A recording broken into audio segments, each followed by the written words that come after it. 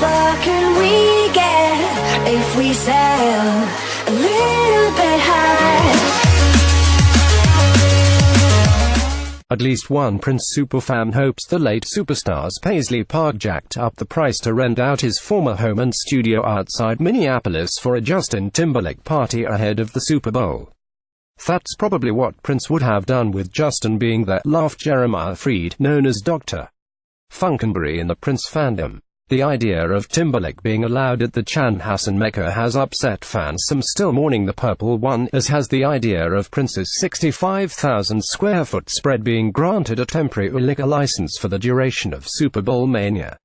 But Freed, who hosts a Prince podcast out of Los Angeles, isn't terribly bothered.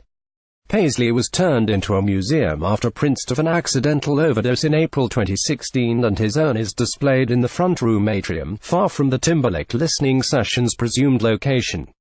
I think the fans are just worried that they're going to be walking around Paisley and they're going to get wine on the carpet or wine on one of the displays.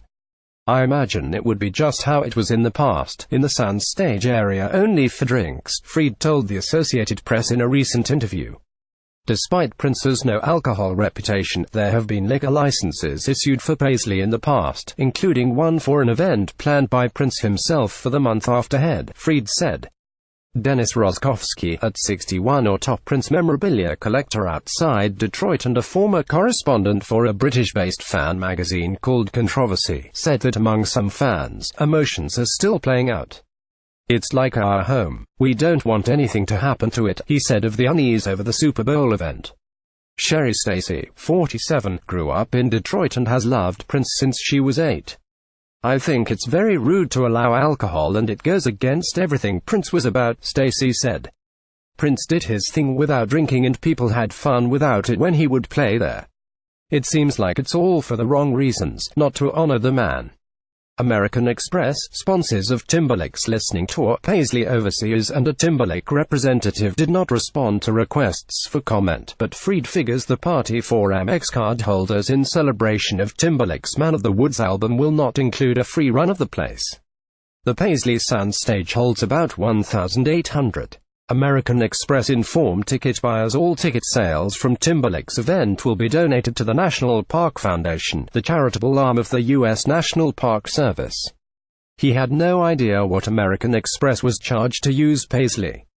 Timberlake will be in town to perform at halftime during the game. They're probably making a lot of money off of this and it helps keep Paisley Park alive, Freed said by telephone. The sold-out February 1st Timberlake party comes with a history between the two, initiated by Prince back in 2006 when he said of the sexy back singer, "Sexy never left." Timberlake responded, in part by making fun of Prince's short stature at an awards show, but has declared himself a fan. He posted a moving Instagram tribute soon after Prince's and attended his Hollywood parties. The two never performed or recorded together. This whole JT thing, it's a very sad situation to me. Justin was kind of snide about the whole thing with Prince, Stacy said. I think this is just a money grab. True Prince fans, what he called his fans, are all about real music played by real musicians, not a JT. I would rather see local musicians from the area. They would sell out too. But Freed says he thinks it was just a friendly rivalry. With someone like Prince, he felt like there was no competition, so he would make up competition in his head. He would constantly, with artists that were relevant, try to make little rivalries because it motivated him. You know him better than Justin. The only competition was him and the past.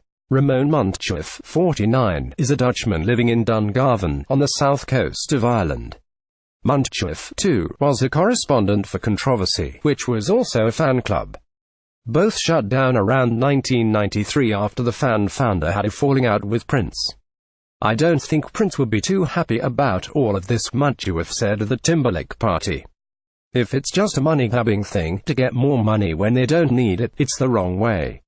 But then again, Prince was into finding all sorts of new ways to make money, and he didn't make some people happy about that either. Freed's final word on how Prince would feel only Prince knows, he concluded.